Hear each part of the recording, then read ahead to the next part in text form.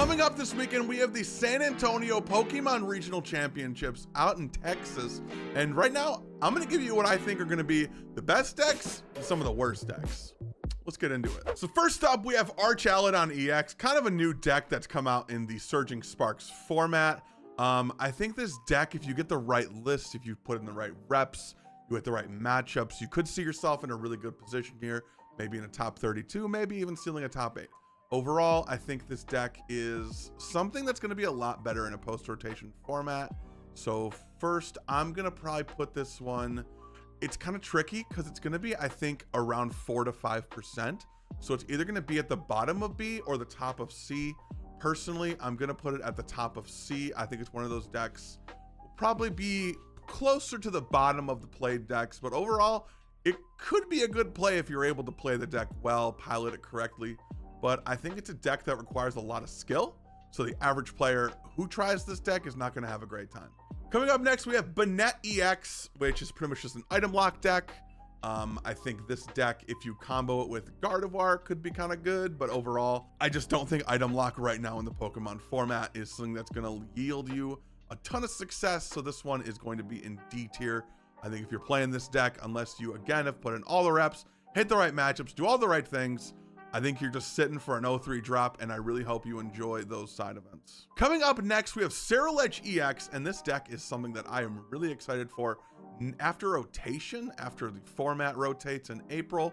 But as of right now, this deck is actually really good. The main attack being the Abyssal Flames, where I do a base of 30 damage, an additional 20 for every energy in the discard. This deck, I think, again, kind of has that Archaludon matchup spread where, like, if you can pop off and hit the right matchups and you play it very well, you could see yourself in a really strong day 2 finish. But overall, I think it's going to be probably played a little more than Archaludon.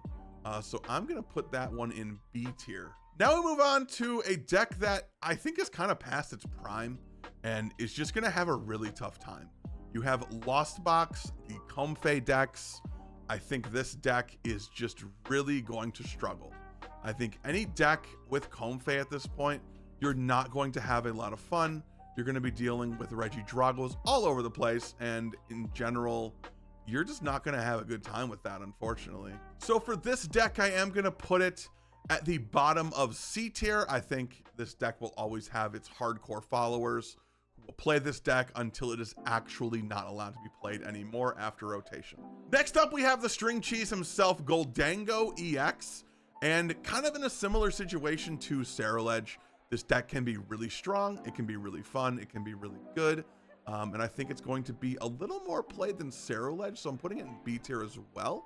But I could see it getting a really good placement. Again, I think the Hyper builds are really strong, but also just having Energy Search Pro, just being able to grab every energy type in the deck, being able to grab those 8 energy for that first big KO, which I think is when a lot of Goldango matchups are at its sketchiest. So if you're able to find the Energy Search Pro early in a consistent way, and the Irida definitely helps with that, as well as the Cypher Maniac's code breaking, it really allows you a chance to really find that early, set up that big knockout, and then at that point your deck is so thin, you're just bound to draw what you need off of coin bonuses. So this one, I think it'll be around 7 to 8%, and again, really strong. Our first deck of the big basic, big aggro decks is Miraidon EX. This deck is, again, really, really strong. It got top 4 at Worlds. I think it's done really well in the format so far, and I think that will, again, continue to flourish if you are the right player, if you put the reps in, if you do all the right things with Miraidon. You could see this in S tier, but I think it's going to be in the middle of B. I think for most players, it's going to be the least optimal for them to play of the big aggro decks of Raging Bolt, Turbo Moon, and Miraidon. So I'm going to put this one in between Goldango and Ceruledge. I think this one will be right around 6%, just with the popularity of Raging Bolt and the popularity of Turbo. Up next is a deck that I personally think will die every time and just refuses to die. Literally the cockroach of the Pokemon trading card game, Gardevoir EX with the Psychic Embrace ability. All those one prize psychic attackers like Drifloon, Screamtail, and we've even seen Mawile come in with the tempting trap, not allowing the opponent to retreat. being really strong late game. If your opponent overextends their resources, they don't have any switch cards left, you can just counter catcher up something and just tempting trap away the game. I think this card is very strong. This deck is kind of in its last hurrah here. With the Kirlia rotating in April, I think this will probably be an A tier deck. I think it will probably be the bottom of A. Up next is the Lost Zone Giratina. Again, it's a Lost Zone deck, so I think you're really gonna have a rough time with the Regidragos. So honestly, this one I think just goes right into C. It'll have its diehards playing it, and that I think is just about it. You just have a really rough matchup against Regidrago, which I think will be the most played deck in the room. So if you can somehow find a good matchup with that, you can probably find yourself there, but I just don't see how you do it. Next up in our category of why would I play this before rotation is Hydreigon. This deck is kind of a mill deck, the attack doing 200 and then milling the top 3 cards of your opponent's deck is just not really that strong in the current metagame, maybe post-rotation. If the format slows down, you're able to do a lot more with the Crashing Headbutt. There is also the Obsidian attack, which is also very strong and can be a really nice board wipe, but I think the 4 energy, getting that attached to your Hydreigon is just gonna be really tough. This one, unfortunately, is gonna go into the D tier, the O3 drop. So again, if you are playing Hydreigon, I really hope you enjoy those 8-man pods. We will see y'all next time. One of the biggest surprise decks to come out of the Searching Sparks format has gotta be the Cloth deck. Cloth before this set was just kind of a deck you played because you had really good matchups into the big basics. You beat Bolt, you beat Moon, and you beat Miraidon. But here they have found some friends, some guys who are going away soon. Their big collaboration with the V Pokemon, with Oranguru V, with the Brute Bonnet, not a V, but still a very important part of the deck. Of course, comboing that with the Precious Trolley, being able to go and find every Pokemon you need to take big turns with Cloth. This deck, I think, is very combo heavy, and if you prize the Trolley, you're just kind of losing. This deck, I think, will be in the middle of C. I think it will be right around a 3 to 4% deck. I'm going to put it right ahead of the Lost decks, but behind Arch Aladon. Our next deck is Snorlax Stall. This deck is something that is going to also probably be going away after rotation. This deck has really good matchups and really bad matchups. Probably being one of the most unfun decks for anyone to play against. I think this deck will be in the C tier.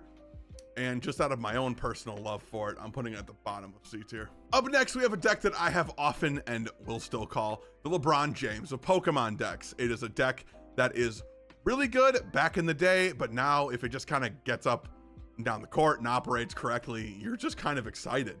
We have Lugia V-Star. I think Lugia, again, is a deck that is on its way out. It rotates this set. It is not as strong as it once was in the Silver Tempest format, but it is still a fun deck to play if you can find your Archeops turn 2. This deck will probably, again, have its diehards. It'll have the people who play it all the time. I think this deck is kind of in the same boat of like Arch Aladon, Ceruledge. They're in that 5 to 6% range. So I'm actually going to put this one in the bottom of B. I think it will have enough people who are believers. It has also seen some decent results by some really good players recently. And honestly, I think that's more the players than the deck, if I'm being 100% honest. Up next, we have Turbo Roaring Moon. This is one of the other of our big basic decks. It has a really strong stall matchup, and it has really good matchups kind of across the board. So if you can get it to set up well, you're gonna have a really good time. I think this deck will probably be around 9 to 10%. So this deck I am going to put in the A tier. I am going to put it above Roaring Moon, sitting right there as we stand at the top of A. Now I'm going to silently change the template because I realized I did it wrong. Up next, we have Ancient Box, a deck that is very quietly pretty strong against most matchups, but has really rough evolution deck matchups, especially against cards like Gardevoir. This deck, when it works, is really strong, but sometimes it just takes a little bit too long to set up and really hampers itself, especially in a best of 3 format. You need to know when to scoop, when to go to the next game. So if that is not a skill you as a player have, I definitely would not consider playing this for a best of 3 tournament. I think it's a deck that requires a lot more skill and a lot more sequencing than people realize. And I think that is something that really holds the deck back. I am going to put this one in the D tier 03 drop. I think it just has really rough matchups in the format right now. So I would not think this would be a good play for anyone to bring to San Antonio. Up next is a deck that I didn't actually know was a thing. A Greninja based deck entirely based around Greninja. I genuinely have no idea where to put this deck. I didn't even know this was a thing, so I'm going to default and put it in the D tier. I feel like this is just one guy who had a really good day in Toronto, and that's about all it is. Moving on to a deck that I think has really good potential is Palkia V-Star. This deck comboed with Terapagos, comboed with Noctowls, comboed with Pidgeot. There are so many ways to build this deck, and they're all pretty strong. I think this card could see a lot of play in Toronto. I think it could be around 9 to 10%. I think it's a deck that people are not giving enough praise and enough attention in your testing. So do not overlook your Palkia matchups, or you're gonna get a subspace swell all day long. This deck, I think, will be around the 9 to 10% range. I think it belongs in A tier. I think it's better than the other B tier decks. I think if you are the right player, you could take this deck very far. It's even had a couple pretty good placements so far in the season, so that is very cool. Up next, alongside Snorlax, one of the most hated decks in the format. You love it or you hate it. Pidgeot Control. This format has a lot of control cards still. A lot of them are rotating, a lot of them aren't rotating, but this deck will continue to be a menace, I think, post-rotation. This deck, I think, if you are the right player, if you are a good control player, I didn't know those existed, but apparently they do exist. I'm being told by my producer now. I'm going to fire my producer now for telling me there are good control players. This deck, I think, will be in the C tier. I think there's a handful of really good control players, and a lot of them just play way too much Limitless and have open lists and don't realize that you can't check your opponent's deck list round 2 at the regional. This deck will probably be right around in the middle of C tier, past Snorlax, past the Lost decks. Control late in the format is generally pretty good. So moving forward, this deck will also probably have a place there. Up next in our stage 2 decks, we have Dragapult EX with the Phantom Dive ability, comboing this with cards like Dusknoir, comboing this with cards like Iron Thorns, really allow the deck to set up to do big attacks to your opponent, and the Iron Thorns even allowing you to kind of slow them down, make them miss a turn with the initialization ability, forcing them to whiff, doing all those things that really stop your opponent's deck from functioning. This deck, I think, will be pretty solid play. I'm actually going to put this one right here above Palkia, behind Gardevoir.